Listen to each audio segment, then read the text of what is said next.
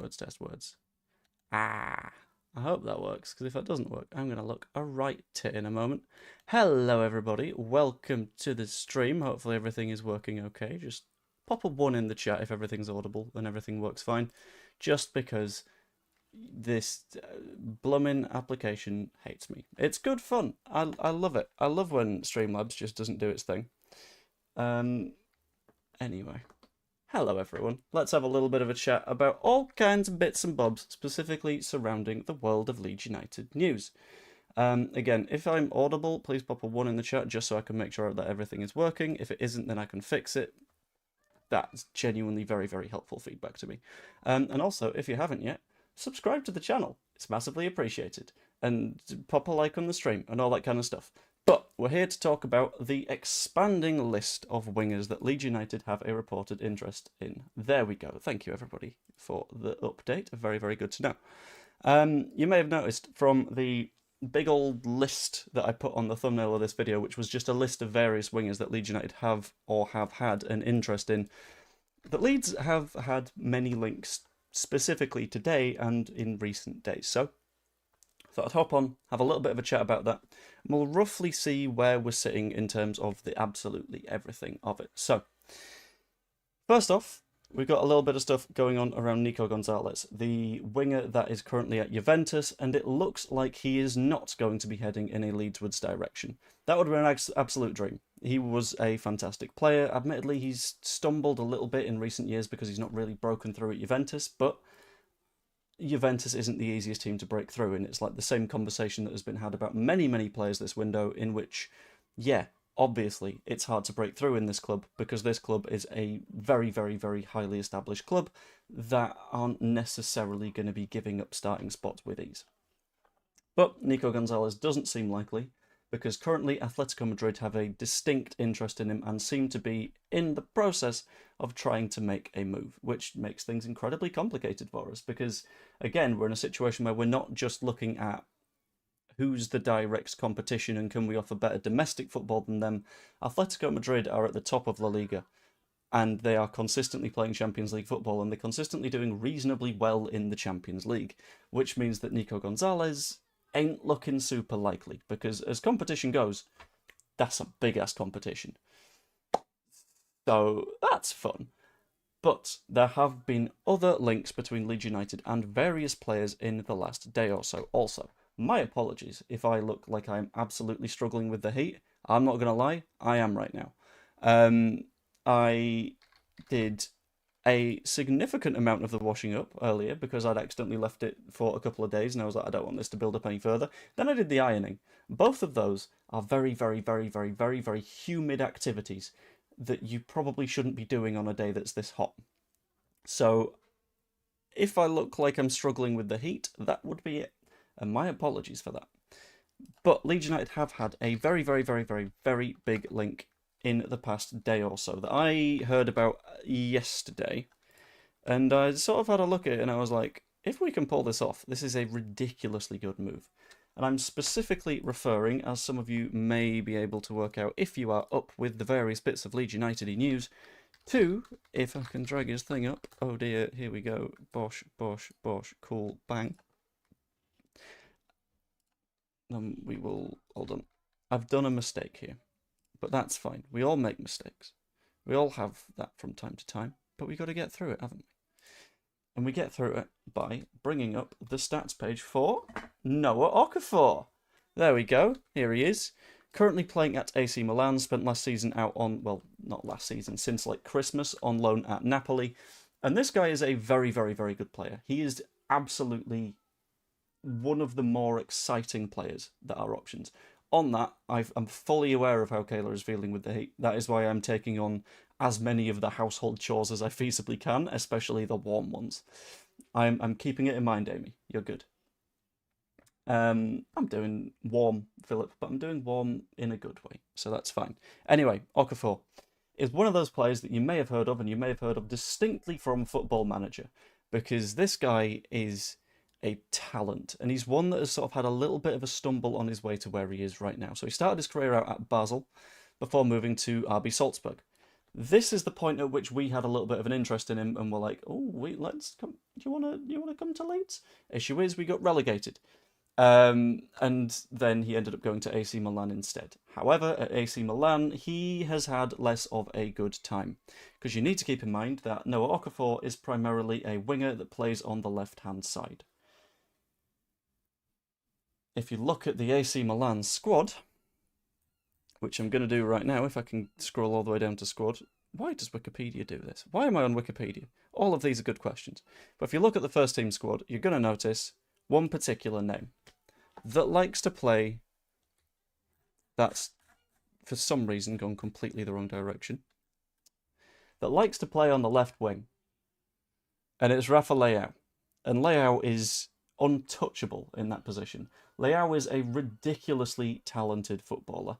And that means that regardless, you're going to struggle to get into the team, which ultimately happened, and that led to him eventually moving to AC Milan. I've seen people sort of, not AC Milan, to Napoli for a little bit. However, at Napoli, he didn't play too much either. So if I can find the information...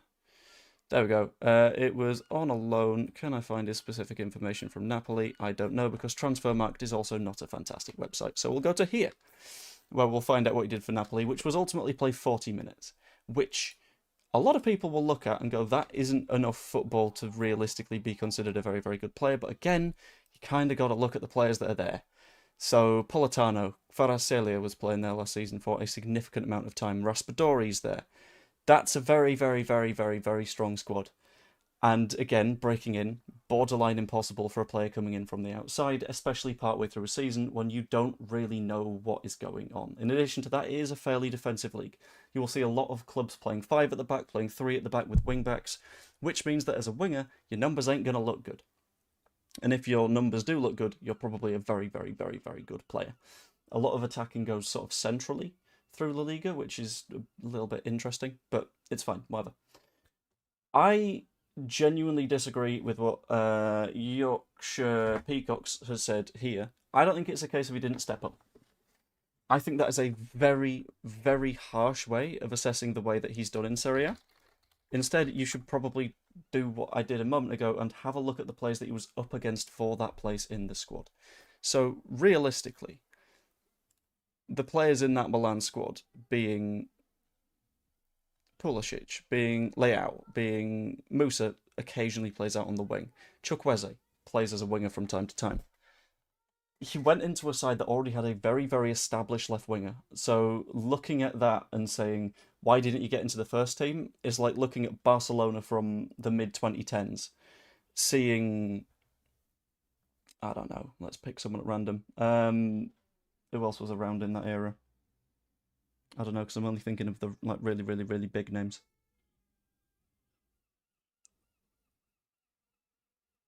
Can someone give me a kind of average Premier League winger from the mid-2010s? Because nothing is coming to mind.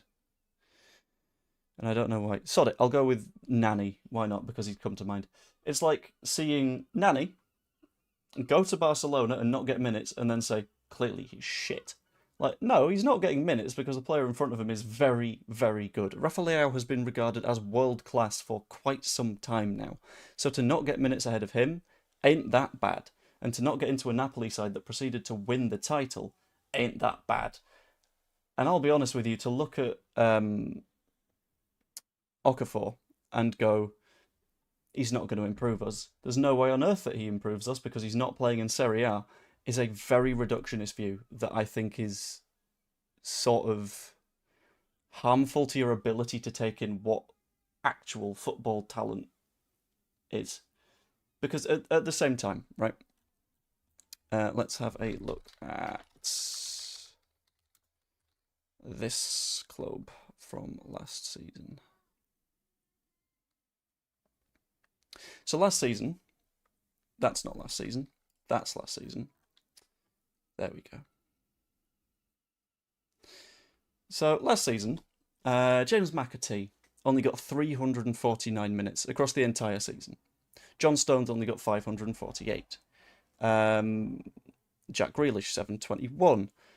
Rodri got 73, but that was because of injury more than anything. Oscar Bob got 16. All of those are decent players, and all of those, if signed into Leeds United, would probably improve the squad. But they didn't play much. That doesn't mean that they're not a good player. It just means that the situation that they are in meant that they couldn't play that much football. In this specific circumstances, because you're stuck behind Vardiol, Haaland, Silva, Ruben Diaz, Gundogan, a hell of a lot of players, getting a hell of a lot of minutes and being very, very good whilst doing so. So I think looking at a player that is playing in a top club and going, you didn't get minutes, so it's not good enough, is a misunderstanding of the position that they are in and the position that we are in.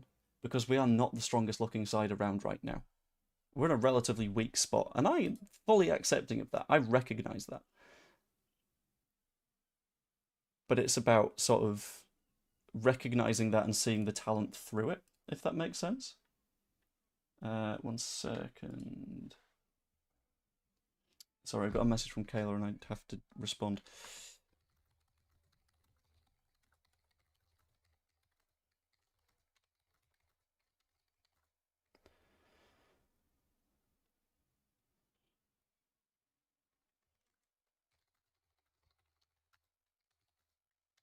Cool. There we go. Anyway, it's not minutes, it's output and numbers, Solomon, for me. I mean, Solomon would be good, but at the same time, I don't know. It's one of the tricky ones, where there's a lot of options on the table for us, and it's, do we get the right option from the table, or do we... We're going back to the buffet analogy that we did a few days ago. Or do we go up to the buffet table, eventually say, what if something nicer comes along, and then you end up just not eating? Because you've cornered yourself in a pretty weird manner. And that metaphor kind of got away from me, but you know what? I'm a big fan of metaphors that get away from you, because that always ends up in a very, very fun situation. Leeds will not spend more than 20 million this window for a player and definitely will not set a new club record this window. I could not disagree with you more. I think both of those things will happen. Because one would have to happen for the other to happen, I suppose. But even if we don't break a club record, is that such a bad thing? Like, if we sign a very, very good player, but it's not broken the club signing record, that's not a bad thing. That's a sign that we've gotten a player for a relative bargain. You know who else wasn't a club record signing? Rafinha. You know who else wasn't? Tanaka. You know who else wasn't? As previously mentioned, right here, Manor Solomon. You can look at any influential player over the last few years and you could probably go, they probably weren't a record signing for Leeds United. So I'm going to hop over to Transfermarkt very quickly. And I'm going to take a look at Leeds United's page. Just to sort of like drum this little point home. Because as a rule of thumb, record signings do not tend to be the better players in a team. Look at Scum as the perfect example of that. Time and time and time and time and time again, they have said, we're going to throw £100 million at a player. And they've turned out shit. Look at Haaland. Look at Sancho. Not Haaland, Højlund. There we go. They're very different players with their very different ceilings. But it's not just a case of throw money at someone and it works. That's the thing. Okafor or Solomon, that's the question. Is it too much to say both? It probably is too much to say both, but I wouldn't mind both. That would genuinely be a hell of a move for us. Right, let's have a look at record arrivals for Leeds. Our biggest arrival was Jorginho Rutter, who was a very, very good player and will continue to be a very good player, but he wasn't the signing that we needed at that point and he didn't save us from relegation. Then it's Brendan Aronson as the next one down, who people have their opinions. I think he is a good player. I don't think he's worthy of being the record signing. Followed by Rodrigo, who was decent, didn't get to play in the 9 enough. And then you get to Dan James, who, I will be honest, at this point has probably matched what his price tag was worth. But even then, I'm not going to go out and be like, it's the perfect signing, it's the one that's saved the club. All of those cases, you could put up a pretty fucking strong argument that they weren't the ideal signing at that point in time. Championship players. I mean, I disagree. Jorginho Rutter is very obviously not a championship player. If you look at the fact that he's consistently getting into that Brighton lineup now and is expected to be a mainstay for them this season. To say that about Rutter is just, it's no. Aronson, admittedly for us, has only properly done it in the Championship, so it's his season to sort of prove that point. Dan James, I think, is a Premier League player and was hit by some pretty fucking bad circumstances, but it proves the point. that throwing money at a record signing doesn't necessarily work. Aronson's improving like Dan James, so let's give him some support. That's where I'm sat on it. Yeah, I think that's pretty damn good. I think if Aronson is heading in the right direction, then there's no, like, a lot of people will be like, Aronson's still not quite good enough. And it's like, that's fine, because he's on a trajectory, and I believe we will sign a 10 so he can continue to improve whilst not necessarily being in that starting lineup. And a lot of the times, Aronson does what he does at a very high level, because what he does a lot of the time is be that nuisance, be that presence in the midfield that makes sure they can't move the ball around unchallenged. Because that happens way too often.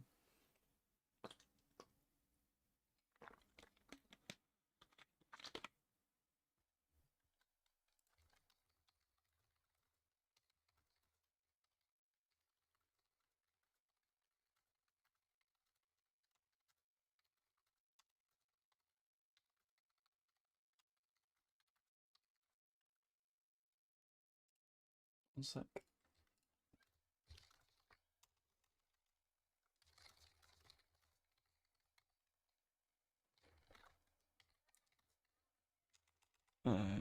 Again, replying to Kayla, so, well, I'm allowed. Pregnant wife. I get special replying to people privileges.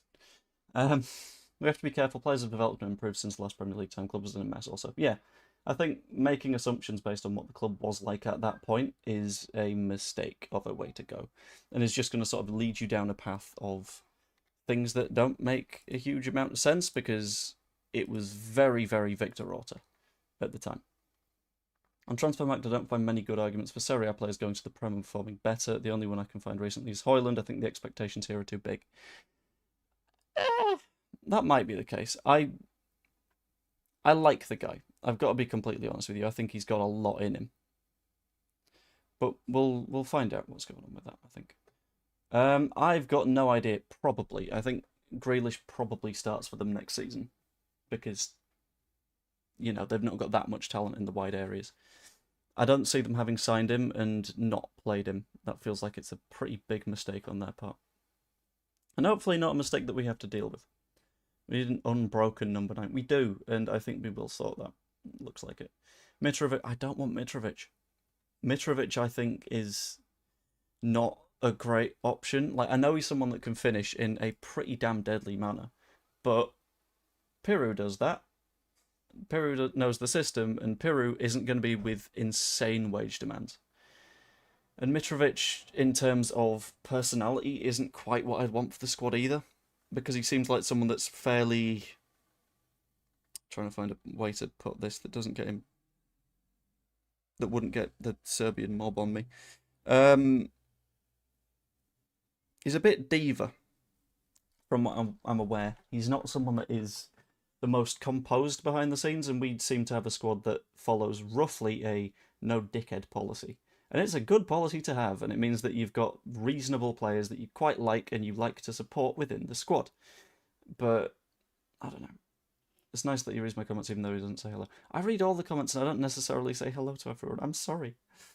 I lose track of people because there's a lot of people in the chat. But it's hard to work things out. Ramazani might be a dickhead. Might he, though? Like, I've not seen anything that necessarily says he is.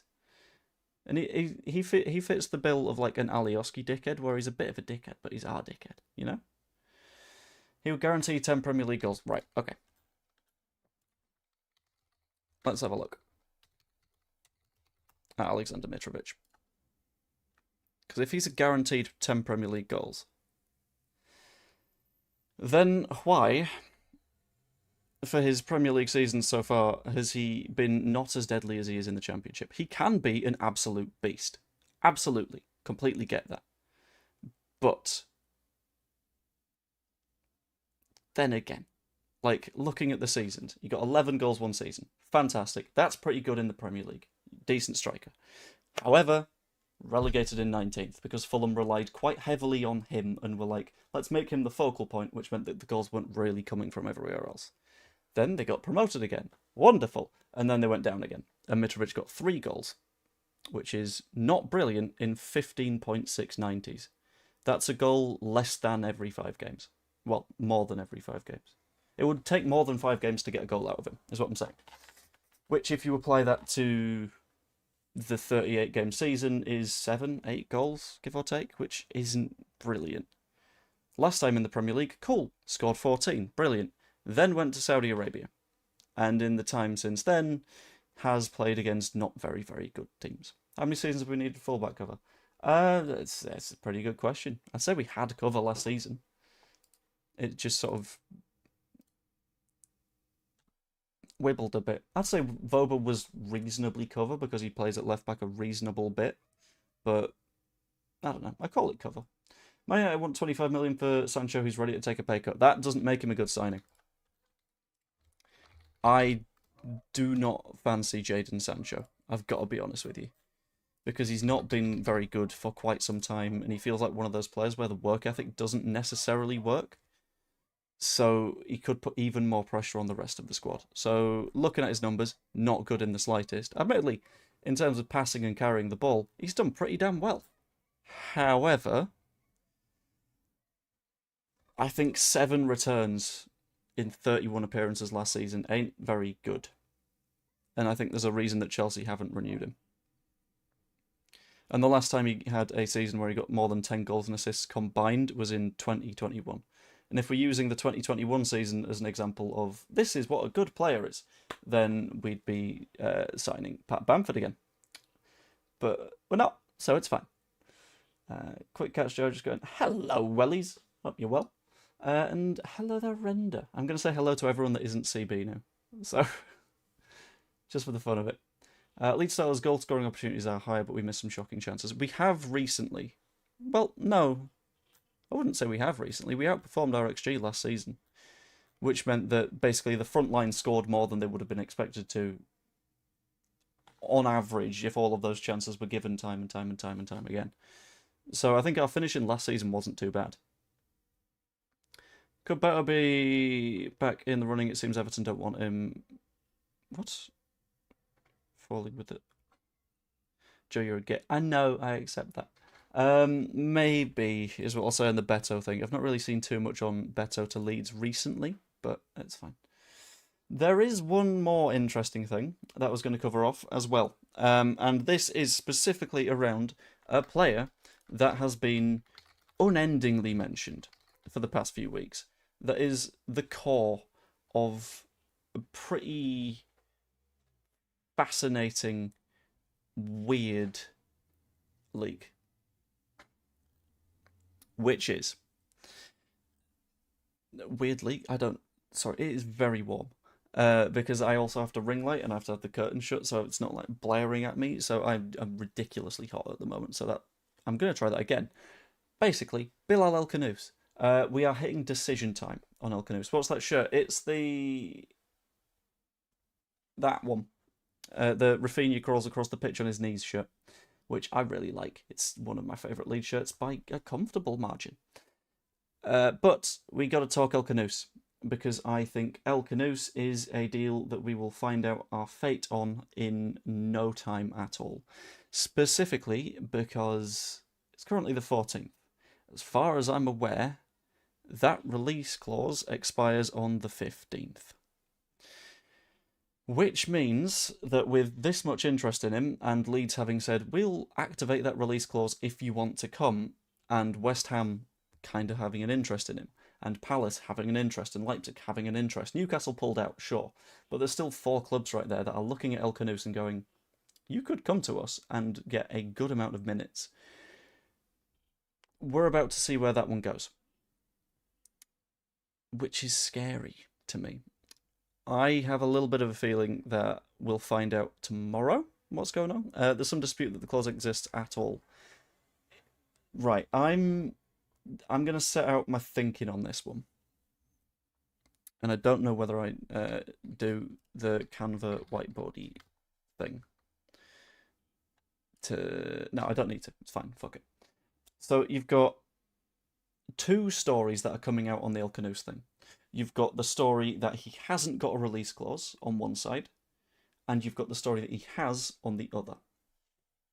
The issue is, different outlets are saying different things, and you might think, well, if it's a mix of outlets, then the story is very confused and no one knows what's what.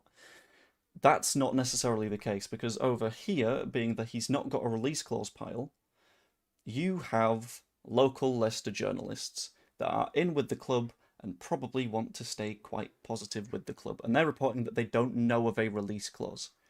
And then on the other side, you've got what I'm going to call the Sasha Tavolieri's of the world. You've got the people who are in conversation with the agents a hell of a lot of the time. And with various like agent-based like communications, as a rule of thumb, that very, very directly links to what is going to be in his contract. Because obviously, an agent isn't going to tell a club and a journalist, this guy's got a release clause if he doesn't have a release clause. Because if that was the case, various clubs would come up and go, "Hi, Leicester, can we pay for this release clause?" And Leicester go, "What the fuck are you talking about?" Because they wouldn't be aware of one because it doesn't exist. So for me, I'm encouraged by the fact that it probably exists, by the fact that all of the places that will be having the conversations are saying that there is. So like the agent is going to be talking to various clubs. Leicester don't need to talk to anyone right now. They don't need to negotiate, because at the end of the day, they will just sit there and go, "Do we have money? Yes or no? Cool, he's here or he's not here." Because they don't have a choice in the matter. Which is sad when you think about it, but they just don't. That's the reality of the situation. So that release clause, in my opinion, exists, and the fact that it was discussed in so much detail by Tavolieri, specifically saying, this is the date it expires, this is how much it is, these are the clubs that are interested, tells me that he was a route through which they were trying to build a bit more interest. And it worked, because various clubs are now more interested in signing El Khannouss. The thing is, he has a decision to make. And that decision is to be made either today or tomorrow. In reality, I think said decision will probably come tomorrow, at least publicly. In terms of privately, he might be making his mind up as we speak, like right now.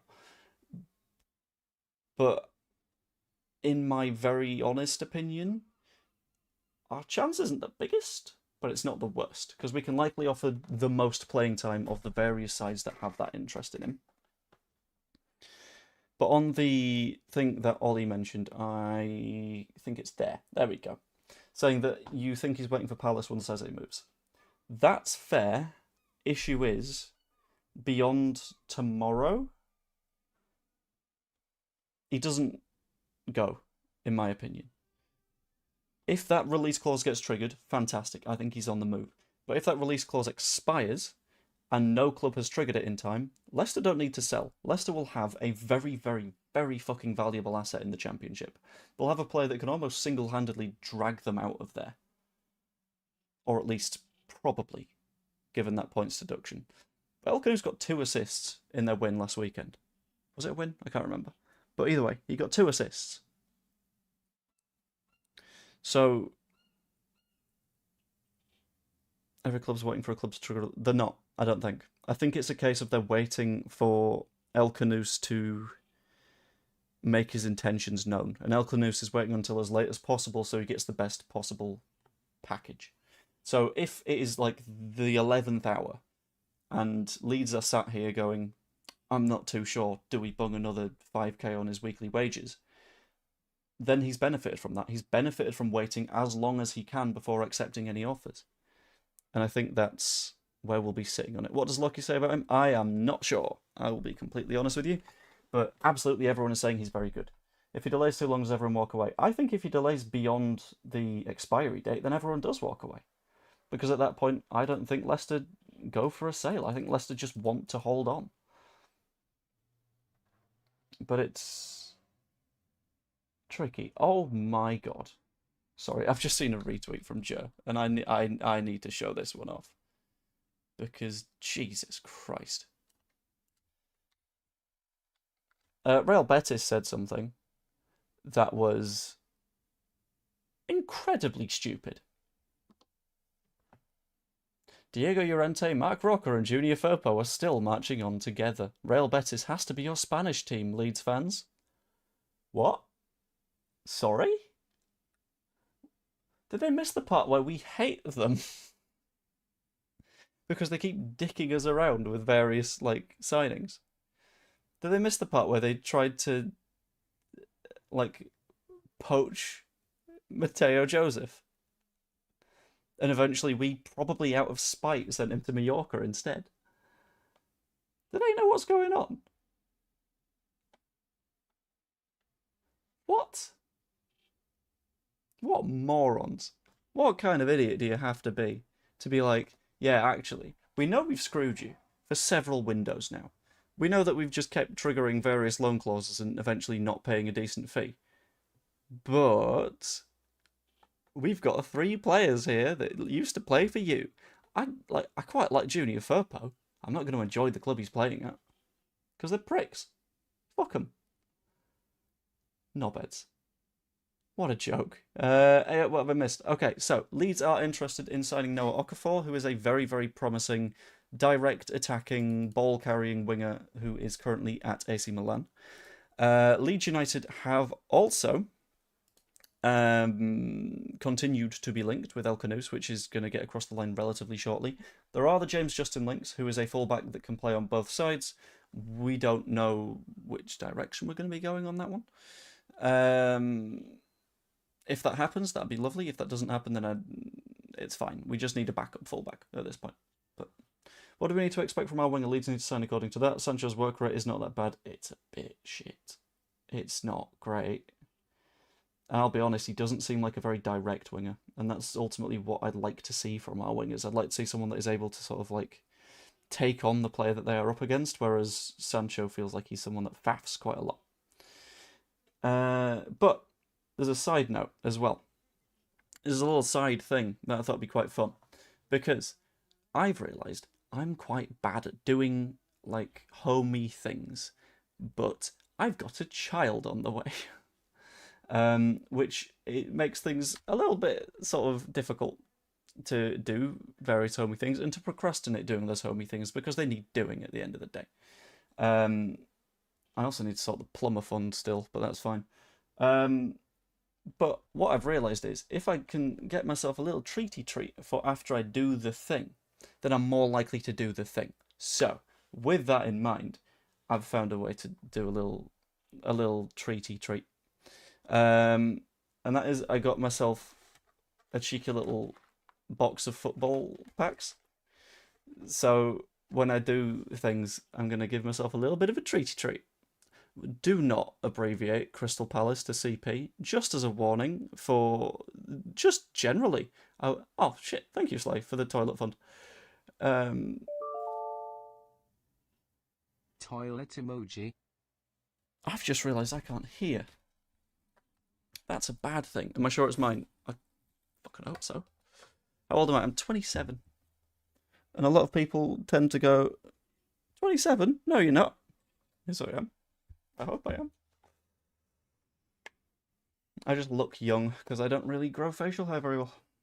Can you do plumbing for me? No, you're on the wrong side of a C, so that makes things quite difficult. But thank you guys. But as mentioned, I got a big box of football card things. So I figured, with them being the Premier League ones, and with Leeds being in there now, when I do good things, I'm going to treat myself to one. And because I did all the washing up, and I did the ironing earlier today, I'm going to treat myself to opening one, and I'm going to do it on stream, because it's going to be quite nice. And I'm going to try and not look at things, because that'd be quite good. Girl is sex of baby. Not on offer. Nah, that's a shame. You never know, might have taken it. Football cards make great nappy liners. Yeah, but they're also occasionally quite expensive. So I wouldn't do that particularly. Place your bets, actually. Amigos, friends, gang. Do we get a Leeds card? Yes or no? Because I kind of want to know what way we're leaning. Congrats on the child on the way. Exciting times. Best thing that ever happened to me. Oh, thank you. I'm looking forward to it at this point, I've got to be honest. Are we still in for Khannouss? I believe so, yes. Keeping in mind that the chance of getting one with a Leeds player is basically 50-50. Because there's 20 teams, there's 10 cards in a thing. 1 in 20, 10 times is half and half. It's not going to be McKennie because it's this season. Who's going to be set piece taker? It depends on who we sign, is the question. We got a first person. It's not great. It's Wilson Isidore. Hello, Wilson Isidore. Hold on, I'm going to try and bring the focus forward. There we go. Second one. I'm going to do them without looking at them myself, and I just want you to sort of react naturally. Number 2 is someone for Brentford, who I can't get it to. Who's that? Damsgaard. Isn't Damsgaard leaving? Maybe. And then we got this guy. That's Cucurella. I already know that's Cucurella, so I don't need to check. Then we got this guy, who I'm struggling to identify. Soler. Julio Soler. Interesting. Any names for you? Yes, but I'm not going to announce it on stream, because I don't really want to. And then we got, what the fuck is it? Why is it so shiny? Oh, is that a one-year? Oh, it's a Pro Precision. I don't know what that means, but it looks good. And then, what the, is that Gay? There's an irony to Mark Gay having a nice shiny card in a Crystal Palace shirt this season, isn't there? There's definitely an irony there. Congratulations. Thank you, Karen. Next up, again, we're still without a Leeds player. We have... Oh, that's unfortunate. That's distinctly unfortunate, isn't it? Oh, dear. Oh, dear. How well. And then next up is... Oh, that's a step down. Esri Konsa. Followed by... Van Dijk. That's Van Dijk. Yeah, nice. And then followed further by the last one, which I've seen for quite some time now. Digne. There we go. So unfortunately, nothing Leeds flavoured. But what I think will be Leeds flavoured is down here, which is going to be the McKennie announcement, which I believe will be... That's a good fucking question. I want to say maybe tonight, because I know that the medical is going on, which means that there is a move underway. However, the big sort of question mark is, do they announce on the same day? Because the limit for finishing sentences, which I'm struggling to do right now, the limit for player registration is... come on, Brian. Why are you struggling so much? Tomorrow. Because tomorrow is the Liverpool match, and I believe you need to have people registered at least a few hours before the first game of a game week, off the top of my head, if I remember right. I'm not 100% sure, but that's what I go with. But you guys predicted, yes, it was a no, which was a little bit unfortunate. But maybe next time. I will keep doing these as I keep doing good things, so that'll be fun. Thought it was today. I think... hold on. Latest date to register Premier League players for a match day.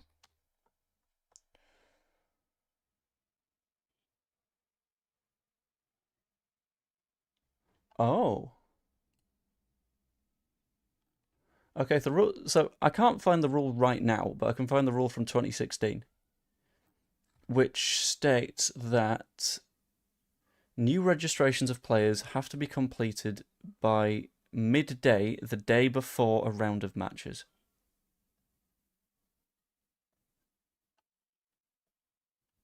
Which, in theory, means that it would have been midday today. I think. Yeah. Unless for some reason they're like, okay, we'll consider the match day having started on Saturday. But I know that Liverpool are playing tomorrow because I'm working that for DAZN, so it confuses things. I think it will be today. So I think DCL, unless he's been registered behind the scenes on time, I don't know. Yeah, probably not Monday, which is a bit of a shame. But that's fine. The dream of 90th minute Calvert-Lewin winner from a Jack Harrison assist is dead. But the dream was fine for a while. I think we ended up with Scott Twine. What are you talking? Why would we end up with Scott Twine? That's nuts. It's not going to happen.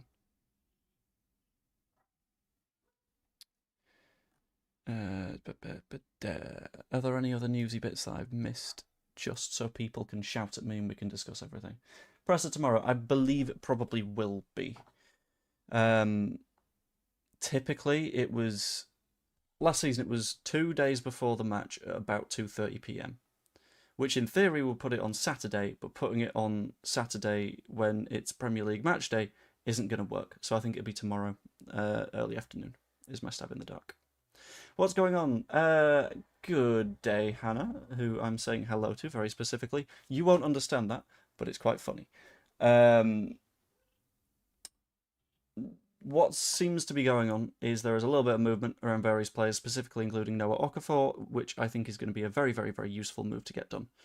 Khannouss is to decide in the next, let's be honest, 24-ish hours which direction he's going in, and I might do a video about that in the morning. I'm not 100% sure. But who knows?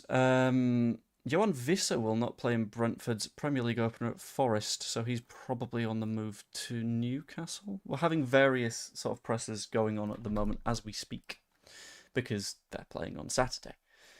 But no, Joe, it's not funny at all. It feels funny. Let me have it. God damn. There's also a little bit of stuff around Ioannidis, but I will cover the Ioannidis stuff a little bit later. But what I'm going to do is I'm going to end the stream in a moment, but I'm going to redirect everyone. And I'm going to redirect everyone in the general direction of certain Mr. Wayneman as standard, because I quite like watching his stuff. It's a good time. It's very nice, and it ends at the perfect point. So I'm going to hang out for another couple of minutes, and then once he starts, we're going to redirect over there. Is everyone down for that? Am I still following the championship? I am doing my best to. But it's quite hard to care that much. I've got to be honest with you.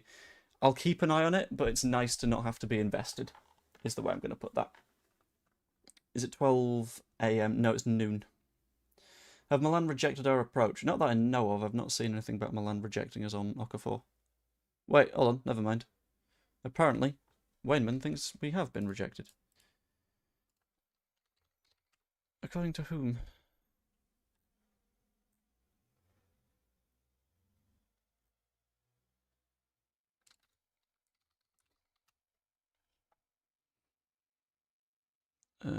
MV Calcio, who, as an original source, isn't great.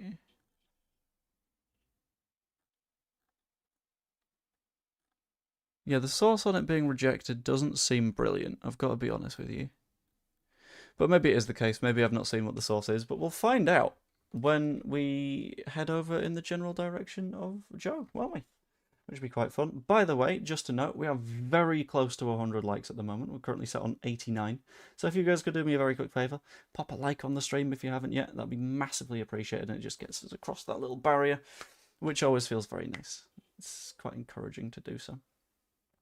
Just to quickly ask as well, because I'm kind of curious what the gang opinion is on this. When it comes to stuff that I put out in day-to-day video form, being video stream, I'm trying to do a stream every day. Do you guys still want the videos that I try and do every morning as well? Because I'm totally up for pushing myself to get those done, but sometimes it's not the easiest to get there. I'm a Leeds fan from India. Very nice. Welcome to supporting Leeds. Say cheese on Joe. Oh yeah, when we do redirects over to Joe, we're going to pop in cheese or some variety on it. We're not saying that it's a Joe B raid or anything like that. We're just going in and we're just making cheese jokes, okay? And eventually someone will cotton on, but I don't know if that person is Joe. We'll find out though, which will be quite interesting. Toilets. No, we're not saying toilets. We're saying cheese. We've got to go say cheese. Yes, the morning stream too. More morning video recorded the night before is going to be the goal, if I can. If not, then it will probably be a morning stream, but yeah. I like to have something up so people have something that they're able to, like, watch as they're having breakfast kind of vibe, if that makes sense. All cheese, aren't we? That's quite good. I'm going to nick that, and I'm going to get that one spammed. Thank you very much. I've no routine at the minute, I just catch videos as and when, and then have to binge from time to time. That's fair enough. Yeah, I totally understand. It's all good not quite having a routine, because it's a pain in the arse having a routine. Sells morning video. That's all good. Not a problem. Anyway, Joe hasn't yet started, but I am feeling knackered and warm, so I'm done for now. So I'm going to pop all cheese, aren't we, in the chat a few times. If we could copy that, if we could paste that when we go over to Joe's channel, and keep making cheese puns, that'd be massively appreciated. Hope you all enjoyed. If you did, please pop a like on the stream, subscribe if you're not yet, become a channel member if you fancy. It's $2.99 a month, and you'll get those morning videos early, which is lovely. Hope you all enjoy, and I will see you later. Toodaloo. I'm sorry, Sly, I have to go.